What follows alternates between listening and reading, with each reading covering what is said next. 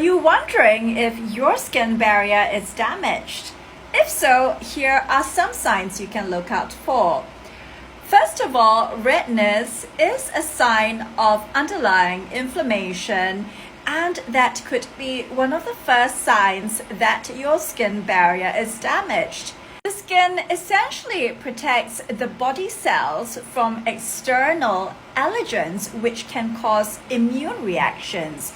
And when the barrier is breached, the immune cells can react, leading to inflammation that causes redness. Other signs could be itching, stinging, or pain.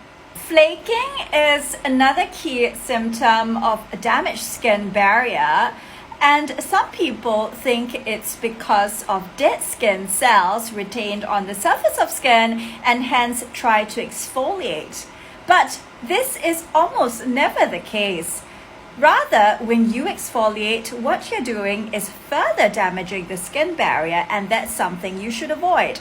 And finally, if you have thickening of your skin, and sometimes this can be associated with lines or wrinkles, this can be a sign that the inflammation has gone on for quite a long time, usually longer than 6 weeks, which is when we start to see the chronic effects of inflammation, and that presents as thickening. But we have a term for that, and it's lichenification, which refers to the development of a lichen-like texture on skin, referring to the bark on a tree trunk. And finally, you may be interested to find out the differences between sensitive skin and reactive skin. Well, the key thing is there are no true medical definitions of these two phenomena.